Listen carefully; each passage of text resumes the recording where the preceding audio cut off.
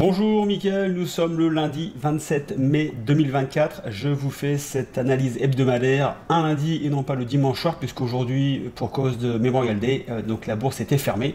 Donc j'avais un jour de répit pour vous faire cette analyse. Donc je vous la fais seulement maintenant. Donc au niveau de la semaine, semaine assez calme, sauf jeudi où on a une petite perturbation où le marché a corrigé. Pas sévèrement, puisque bon, on a eu une baisse. Alors si je prends ici le petit curseur, on a eu une baisse jeudi d'à peu près un 30%, bon, ce qui est quand même pas mal, en sachant que effectivement les jours d'avant, vous voyez qu'ici, il s'était rien passé. Donc une première alerte, donc jeudi. Alors si vous aviez regardé l'ensemble des valeurs ce jeudi, toutes les valeurs étaient dans le rouge, je crois quasiment sans exception, enfin au niveau du S&P 500, sauf Nvidia qui continue de pousser et de tirer le marché un petit peu vers le haut. Alors concernant Nvidia, pour ceux qui n'avaient pas les moyens de rentrer sur cette valeur à quasiment 1000 $ aujourd'hui, écoutez, ce que je vous propose, c'est d'aller voir tout de suite Nvidia. Voilà, on va aller voir le prix. Nvidia est à 1064 $. Écoutez, donc avec un beau gap suite au earnings, donc c'était mercredi, donc jeudi, le cours a très fortement décalé à la hausse. Donc c'était un des seuls cours positifs. Donc jeudi dernier. On a un joli gap haussier ici, et donc l'action est actuellement à 1064, et donc Nvidia a annoncé un split. Alors je ne connais pas les modalités, donc je ne sais pas si ça va être un split par 10, c'est-à-dire que si vous aviez une action Nvidia, vous auriez à partir du 1er juin 10 actions Nvidia. Donc je ne connais pas les modalités, j'ai pas été voir puisque bon, je m'y intéresse pas spécialement. C'est vrai que notamment sur de la vente de put. Déjà, on n'en fait pas des masses depuis plusieurs mois à cause d'un VIX relativement bas. Et clairement, le portefeuille témoin de la bourse en stress aujourd'hui ne permet pas d'aller faire des ventes de put sur Nvidia. Puisque ce qu'on vous apprend notamment dans les formations, c'est à sélectionner des sous-jacents pour ne pas vous mettre en risque sur des ventes de put. Et clairement, si vous avez un portefeuille de 50, 100 ou même 200 000 $, c'est un peu compliqué d'aller faire des puts sur ce genre de valeur beaucoup trop haute. Écoutez, ça sera chose possible maintenant, puisque si effectivement on a un split de 1 pour 10 avec une valeur à 100 $, on pourra tout à fait, avec un portefeuille autour des 80, 100 000 $, enfin en fonction de nos critères, de nos paramètres que nous avons définis dans la formation pour toujours gérer notre risque au maximum, ça fera partie des valeurs que l'on pourra, dans certains moments, sous certaines conditions, on pourra aller poser des ventes de put sur ce genre de valeur. Donc c'est plutôt une bonne nouvelle, puisque si ça monte tout le temps et qu'on vend des puts, globalement le risque est quand même fortement limité. Donc ça va nous permettre, pourquoi pas, de faire de jolis gains sur Nvidia, si le split se fait sur 1 pour 10. Donc si vous avez l'information, alors écoutez, vous regardez sur, je sais pas moi, Yahoo, etc. Mais j'avoue que j'ai pas été voir pour l'instant, pour être très franc avec vous. Alors au niveau du S&P 500, on n'est pas sur un plus haut historique, puisque on a corrigé vendredi, enfin jeudi et vendredi on est reparti à la hausse, mais on n'a pas dépassé les 5340 pour faire un plus haut historique. Bon, ce qui nous fait quand même une progression de 11,57% depuis le 2 janvier, donc date du démarrage de cette année 2024. Écoutez, à peine 6 mois, quasiment 12%. Si ça continue comme ça, on va finir avec un petit 25% sur la S&P 500.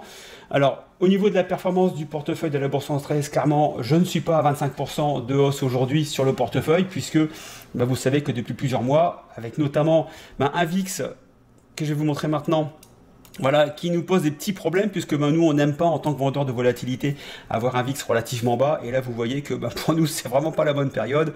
On revient sur des plus bas de décembre 2023 et sur des niveaux de VIX qu'on n'avait pas connus depuis 2020. Donc ça fait maintenant 4 ans qu'on n'avait pas connu une volatilité aussi basse. Ce qui explique qu'aujourd'hui nos performances au niveau de la vente de put ne sont pas exceptionnelles. On doit quasiment être à, je crois, plus 2000 $ sur les 80 000 de départ depuis le début de l'année, donc pas une très très grosse performance. Je ne désespère pas d'avoir un VIX un peu plus élevé sur la fin d'année pour pouvoir aller chercher un petit peu de performance, mais bon, si on fait une année à 3 ou 4% ou 5%, ça fait partie du jeu. On a déjà fait des années comme ça à 5-8% dans les années 2016-2017. Voilà, ça fait partie du jeu. Si pendant un an ou deux, on fait rien, on ne se rattrape pas lors des années de forte volatilité. Donc aujourd'hui, 11,92 pour le VIX. On y a cru jeudi avec une belle performance. On était monté à 13,57, vous vous rendez compte, extraordinaire. On était parti de 11,56, donc une belle progression. Et patatras, le lendemain, eh ben, on redescend en dessous de 12. Pour l'instant, pas grand-chose. Je vous montrerai juste après une partie de mon portefeuille, puisque pour pallier la non-activité due à la vente de put, nous mettons en place des spreads, notamment des covered calls, ce qu'on appelle des white covered calls. Je vous expliquerai ça juste après. Mais on essaye donc de trouver des palliatifs pour aller chercher un petit peu quand même de revenus, parce que on ne peut pas non plus ne pas rien faire. Donc ça nous permet aussi pendant ces périodes de trouver des nouvelles stratégies. D'ailleurs, José a travaillé sur une stratégie qu'on appelle donc low volatility, une formation qui devrait sortir assez rapidement. On est en train de tourner les 2-3 dernières vidéos, donc je pense que c'est une formation qui devrait sortir assez rapidement et qui va nous permettre d'aller chercher de la performance en période de faible volatilité. Alors, au niveau des indices, le S&P 500, on l'a déjà fait. Le Dow Jones, on a eu un plus haut de tous les temps, donc c'était mardi, non c'était lundi, jeudi, oui c'était lundi, on a eu un plus haut de tous les temps à 40 000, plus de 40 000 points. Donc là on a descendu à 39 000 points. Au niveau du QQQ, on a eu un plus haut historique, donc on a ouvert sur un plus haut historique jeudi, et manque de peau, jeudi il y a une correction, donc on n'a pas clôturé sur un plus haut historique, et vendredi on n'a pas clôturé au-dessus de l'ouverture de jeudi, donc pas de plus haut historique pour l'instant, en sachant que le plus haut est à 460,58, nous sommes à 457,95. Au niveau du Russell 2000, le Russell 2000 écoutez, un petit peu déçu puisque on a ici une zone de résistance à 210 qu'on est venu taper ici donc fin mars, début avril. On a corrigé pour revenir chercher appui sur la 200, on est reparti à la hausse et vous voyez que malheureusement encore la résistance fait son rôle, joue son rôle complètement.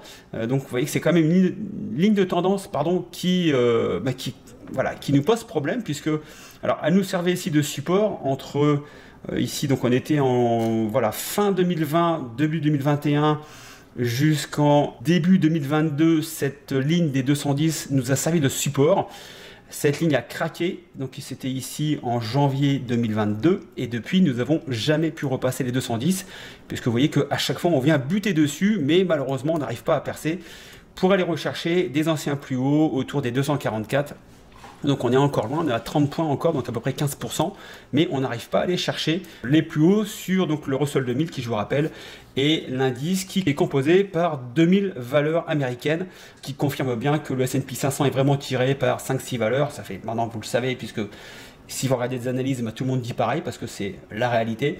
Mais si vous prenez effectivement l'économie un petit peu plus profonde, donc des 2000 sociétés américaines qui composent le Russell 2000, vous voyez que c'est pas la même histoire, on n'arrive pas à aller chercher des plus hauts, on n'arrive pas à percer ici des résistances. Donc quand même une méfiance toute relative, vous savez que je suis assez méfiant sur le marché pour 2024, pour l'instant j'ai pas spécialement raison, puisqu'on tape sur des plus hauts. Mais on essaye d'accompagner la hausse, je vous en parle juste après avec les exemples que nous avons à cours actuellement et je vous montrerai ce qu'on fait, transparence oblige. Alors au niveau des secteurs, on va passer relativement vite. Au niveau des secteurs du healthcare, vous voyez que là on avait dépassé la zone ici de congestion des 142, on est monté à 148 et écoutez là on repart vers le bas. Donc est-ce que la ligne des 142 ici va nous servir de support après nous avoir servi de résistance? Écoutez, ça serait de bon augure. Au niveau du momentum, vous voyez qu'on part bien ici à la baisse. Donc je pense que malheureusement, on risque de réintégrer ici cette zone de congestion composée entre les 124 et les 142. Donc à suivre. XLP, les Consumer Staples, vous voyez là pareil. Quand on me dit que l'analyse graphique ça marche pas, écoutez, moi je veux bien, mais quand je regarde des graphes, quand je vois que ici on a une ligne autour des 78 qui sert quand même deux fois ici on a percé, 3, 4, 5, 6 fois de résistance, c'est qu'il y a quand même quelque chose. Voilà, donc les Consumer Staples, pour l'instant, zone de congestion, ça monte. Alors on navigue entre les 68 et les 78.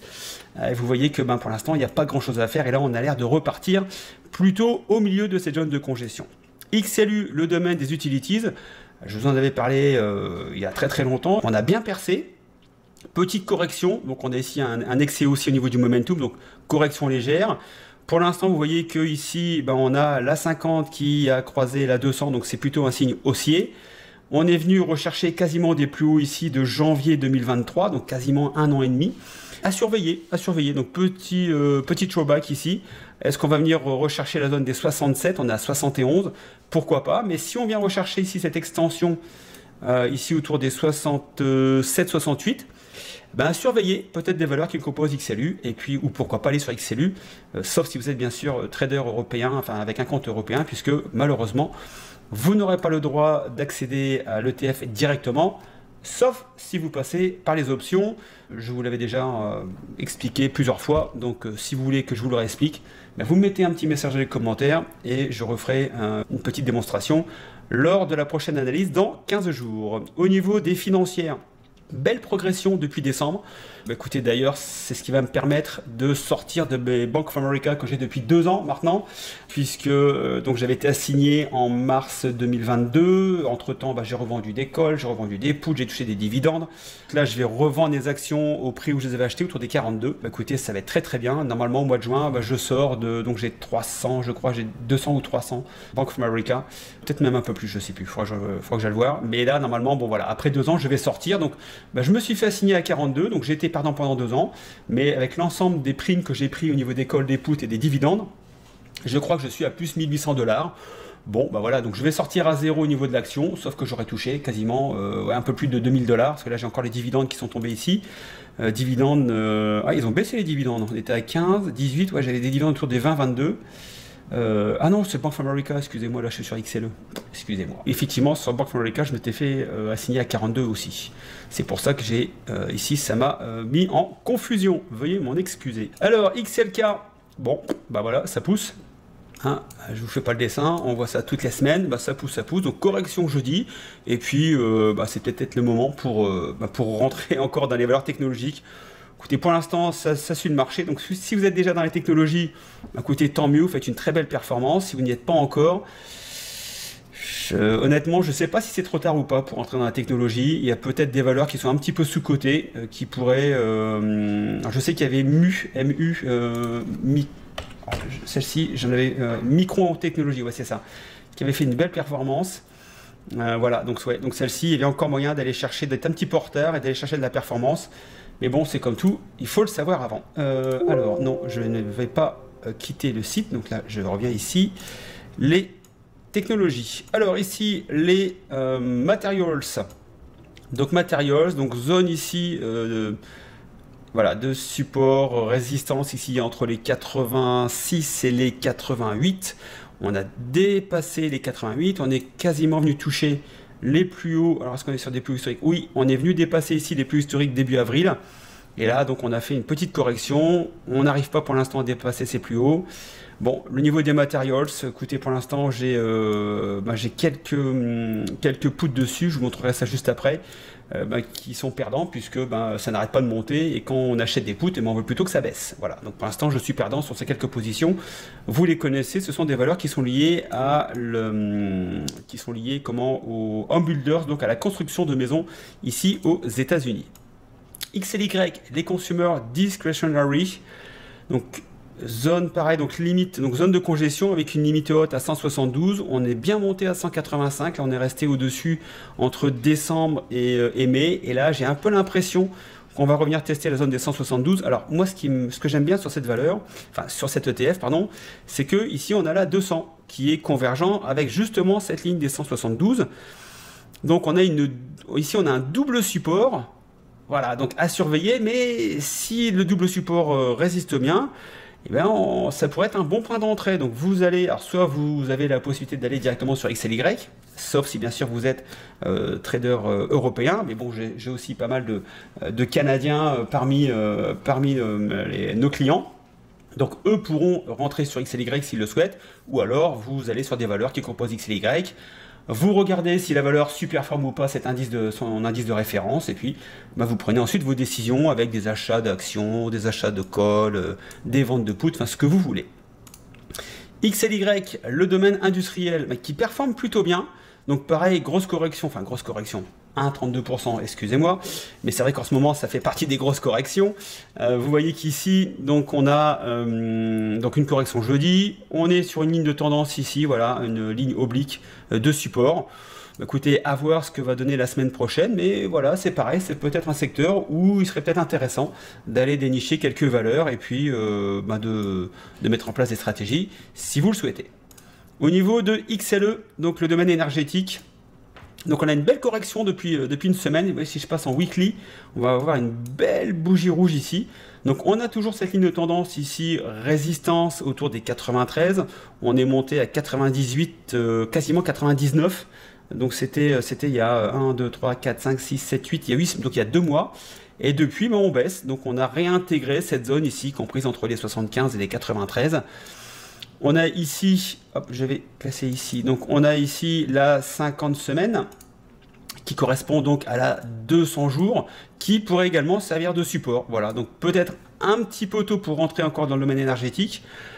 Si vous n'y êtes pas encore, à mon avis, il serait peut-être opportun d'attendre, de venir chercher, pourquoi pas la zone des 88, pour pouvoir rentrer ensuite sur le domaine énergétique. Qu'est-ce qu'on a également? Donc j'ai ici les justement les home builders, voilà, donc qui n'arrêtent pas de monter. Donc vous allez voir que les achats de put que j'ai automatiquement sont perdants, puisque je comprends toujours pas pourquoi ce secteur monte, alors que l'immobilier commence à, on commence à avoir quand même des signes de faiblesse au niveau de l'immobilier.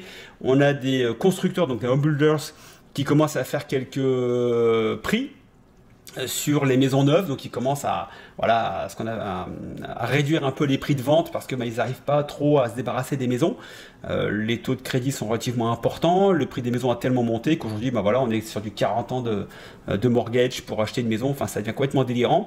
Donc on commence à voir des baisses de loyer, on commence à voir des baisses de prix. Moi je remarque quand même sur Phoenix, notamment quand je roule un peu, que je vois de plus en plus de ce qu'on appelle le open house. Donc ce sont des maisons ouvertes, donc les real estate, excusez-moi, j'ai plus le mot en français, je suis désolé. Agents immobiliers, pardon, voilà. Donc lorsque les agents immobiliers veulent vendre un bien assez rapidement, ils font ce qu'on appelle un open house. Donc voilà, donc ils ouvrent la maison, vous pouvez rentrer, visiter, ils vous donnent une fiche technique avec le prix, tous les éléments de la maison. Et il y a encore 6-8 mois, on ne voyait pas trop donc ces signes, ces pancartes qu'ils mettent sur le trottoir en vous indiquant qu'il y a une open house à proximité. Et la semaine dernière, j'ai été faire une livraison pour la pâtisserie. Ouais, je vous raconte ma vie. J'ai été faire une livraison et c'est vrai que j'ai vu énormément sur la route, c'était un samedi matin, j'ai vu énormément de panneaux open house, dans un quartier très très riche de Phoenix, quasiment le quartier le plus riche qu'on appelle Paradise Valley, où vous avez des maisons à plusieurs millions de dollars. Enfin, le prix moyen minimum, ça doit être 2 millions de dollars, et puis vous avez des maisons à je sais pas moi, 5, 8, 10, 15, 20 millions de dollars, enfin c'est juste hallucinant. Et je remarquais que même au niveau du luxe, il y avait de plus en plus de maisons à vendre, et ça m'a surpris, mais malgré tout, vous voyez que l'ETF qui concentre les home builders, lui continue de monter. Voilà, donc, bon, juste un petit rappel, si vous vous souvenez de la crise des subprimes en 2009, la crise des subprimes avait commencé à l'été 2007, avec un plus bas en mars 2009, alors que le marché immobilier avait atteint son plus bas en février ou mars 2011. Donc il a fallu 2 ans après la crise des subprimes pour voir le prix des maisons au plus bas. Donc, ce qui voudrait dire que on n'est pas encore dans la phase descendante, qui risque peut-être de prendre encore un peu plus de temps. J'ai anticipé les baisses, écoutez, mal m'en a pris, c'est pas bien grave. XRT, le domaine du retail. Alors on a eu un excès la semaine dernière, ici, dû notamment à GameStop, puisqu'on a encore eu un genre de short squeeze sur GameStop où les prix ont pris 160% dans la journée, etc. Donc clairement, ça a propulsé l'ETF XRT à la hausse, donc avec une très forte hausse. Très forte hausse pour un indice, ça reste un ETF, donc c'est un panier de valeurs. Donc pour faire bouger un ETF comme ça, il faut d'ailleurs ça pousse énormément. Et vous voyez que bien sûr, cette histoire GameStop, ça a tenu 3 jours, et vous voyez que derrière, on est revenu réintégrer ici la zone de congestion comprise entre les 57 et les 76. On a même cassé ici la 50 jours jeudi. Vendredi, on est repassé au-dessus. Mais là, on va retrouver ici la zone de résistance autour des 76. Donc à surveiller, mais à mon avis, bon, le retail, les cartes de crédit, les défauts de cartes de crédit de remboursement commencent à s'accumuler. J'en avais parlé il y a, je crois, une quinzaine de jours. On a One Capital qui avait émis quelques alertes signalant que de plus en plus d'Américains, de porteurs de cartes One Capital, ne remboursaient pas à temps leur mensualité. Donc je ne vois pas comment le retail va pouvoir exploser si les gens ne peuvent plus rembourser leur mensualité. Donc écoutez, à voir. Alors, ce que je vous propose maintenant, c'est de vous montrer ici, voilà, je vous montre ici une partie de mon portefeuille, qu'avec notamment les spreads qu'on a mis en place pour pouvoir essayer d'aller chercher de la performance. Donc vous voyez ici, donc là j'ai un achat de call sur SMR à décembre 2025, ouais, on est en mai 2024, donc j'ai 1 an et demi.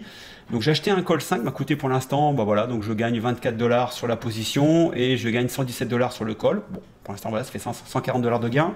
Au niveau des achats de put, donc là je vise effectivement à la baisse des prix.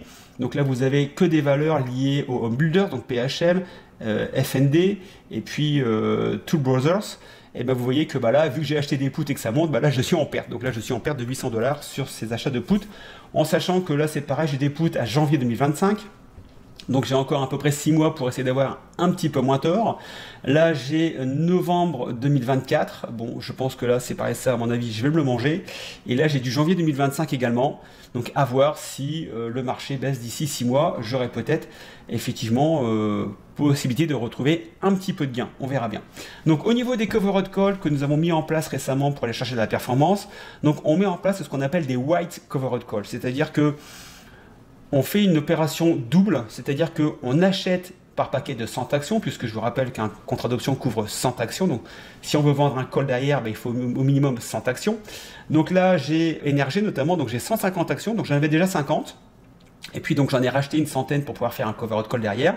Je vais sûrement en racheter 50 pour en faire 2, pour faire 2 covered call, puisque j'aurai 200 actions dans le portefeuille. Et donc l'objectif, c'est d'acheter donc la valeur, donc les titres, et juste derrière, on vend un call en même temps.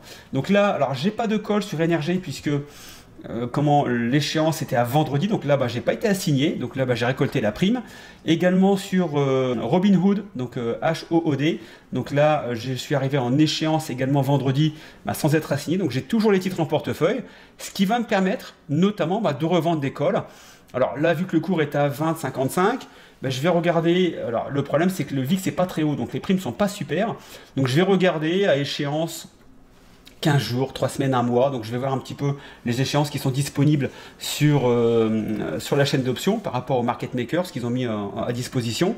Parfois vous avez des échéances à la semaine, parfois c'est juste au mois suivant les valeurs. Donc là je verrai bien si j'ai une échéance, pourquoi pas à 15 jours. Puis voir peut-être pour vendre un call, peut-être 21, 22, ça va dépendre. Donc là vous imaginez bien que si j'ai acheté des actions à 18,50, l'action vaut 18,15 pardon. L'action vaut 20,55. Donc j'ai déjà un gain de 471 $ uniquement sur les 200 actions. Si maintenant, donc j'ai déjà vendu un call où j'ai pas été assigné, donc j'ai déjà récolté une prime. Donc là je vais revendre une deuxième prime, peut-être à 21 ou 22. Donc j'ai récolté, je sais pas, ça va dépendre du VIX. Là sur 20 $, ça va pas être bien élevé. Je vais peut-être récupérer, je sais pas moi, 40, 50 $ de prime.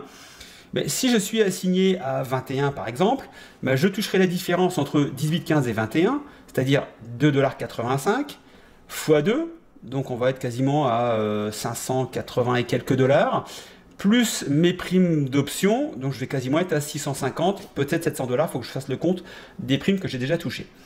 Voilà, donc là, ça nous permet de jouer la hausse, effectivement, des sous-jacents.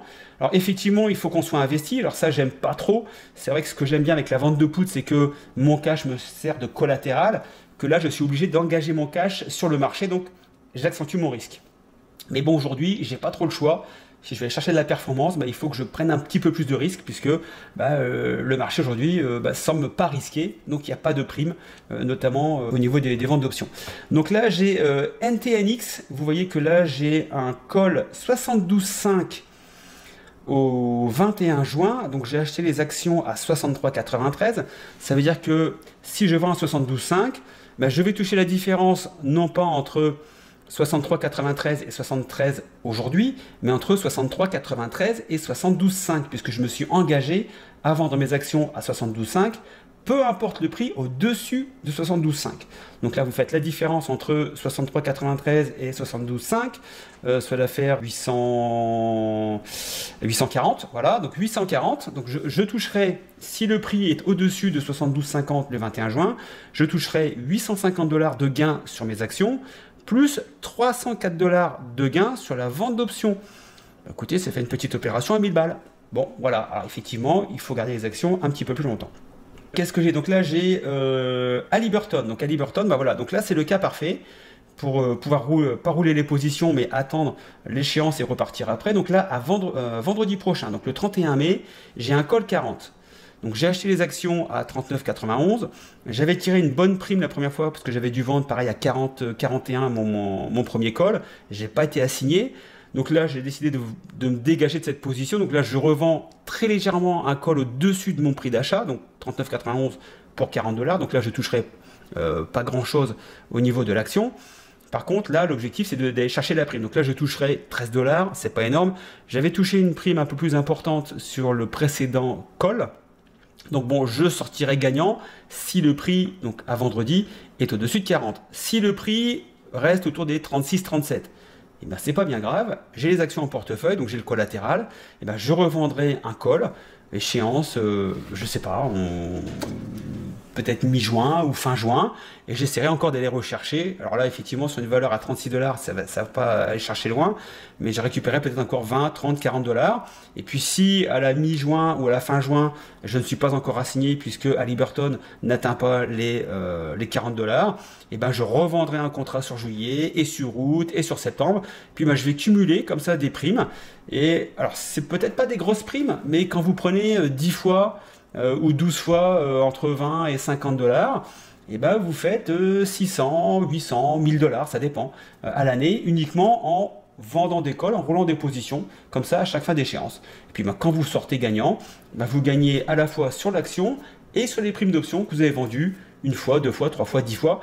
Bank of America, ça fait maintenant 2 ans que je vends des calls dessus, et aussi des puts, par moment, pas en ce moment. Mais donc ça m'a permis de dégager, je vous dis, à peu près 1800 $ de gains. Donc on peut tout à fait mettre en place un système vertueux, si je peux m'exprimer ainsi, qui permet voilà, d'avoir des actions en portefeuille et puis de vendre des covered calls. Donc là, on achète spécifiquement les actions pour faire ça. Si maintenant, vous avez des actions en portefeuille depuis pas mal de temps, vous pouvez tout à fait utiliser cette technique. Vous avez, je sais pas moi, 450 actions d'une XY par exemple, et ben vous pouvez très bien, si vous le souhaitez, vendre 4 contrats call et récupérer 4 fois une prime d'option. Vous vendez bien sûr au-dessus de votre prix actuel, hein, pour essayer de ne pas vous faire assigner, puisque là l'objectif pour vous c'est de garder les actions. Moi l'objectif c'est pas de garder les actions, l'objectif c'est d'aller chercher de la prime d'options et de gagner un petit peu sur l'action. Donc la technique reste la même, c'est ce qu'on appelle un covered call, sauf que la philosophie de mise en place est différente. Voilà, donc j'espère que j'ai été clair sur le covered call. Si ça peut vous aider également, vous, à faire des gains, écoutez, pourquoi pas. Maintenant, assurez-vous aussi d'avoir les fonds nécessaires pour acheter 100 actions d'une même action pour pouvoir faire des ventes de call derrière. N'engagez pas trop de capital quand même, puisque on est quand même sur des plus hauts. Et si demain, vous avez une baisse de marché de 10 ou 15% avec une correction importante, vos actions risquent de baisser de 10 ou 15%. Donc, faites ça uniquement sur quelques actions. Vous voyez, moi aujourd'hui j'ai 4 positions sur un portefeuille qui fait plus de 80 000 € aujourd'hui, enfin 80 000 $, pardon, 83 je crois. Voilà, je n'ai pas non plus 10 lignes en portefeuille sur cette stratégie, j'en ai juste 4. Ça va me permettre d'aller chercher, vous voyez, aujourd'hui, simplement, si je clôturais l'ensemble de mes positions sur la stratégie covered call, j'aurais un gain de 1156 $. Voilà, bon. C'est toujours bon à prendre, hein, surtout en ce moment. Voilà, donc écoutez, j'ai fait le tour de cette stratégie. J'espère qu'il pourra vous aider aussi à avoir des gains. Si vous regardez en bas, je vais terminer juste ça. Ça fait quoi? Ça fait une demi-heure déjà que je vous cause dans le post, comme on dit. Vous voyez ici, donc là j'ai des pertes de 220 $, donc des débits de spread. Donc là, j'avais acheté des protections de ce qu'on appelle des calls haussiers sur le VIX. C'est-à-dire que si le marché devait baisser, c'est-à-dire que le VIX va monter normalement assez fortement, et donc là j'avais acheté des calls avec notamment ici un débit, c'est-à-dire que j'avais limité l'impact de l'achat de l'option en achetant un call et en vendant un call derrière pour réduire l'impact du prix. Et puis bon là j'avais carrément acheté un call directement sans en vendre un derrière, donc ici à 23 au 17 septembre 2024. Donc ça c'est simplement une protection, c'est ce qu'on appelle du hedging. Voilà, donc ça permet de protéger une partie de mon portefeuille si le marché devait baisser, notamment pour contrecarrer ici les baisses potentielles que pourraient avoir ici mes actions en portefeuille. Donc j'ai ici pris une assurance à la baisse avec des achats sur le VIX. Voilà, vous savez tout. J'essaie d'être le plus transparent possible sur nos stratégies et vous montrer que même quand c'est un peu compliqué sur le marché, on a toujours des stratégies pour soit se protéger ou aller chercher un petit peu de performance. Voilà, sur ce, écoutez, je vous souhaite une très bonne courte semaine de trading. Il nous reste 4 jours. Normalement, la semaine prochaine, le week-end prochain, ce sera Philippe pour le prochain billet. Et puis moi, je vous retrouve d'ici une quinzaine de jours.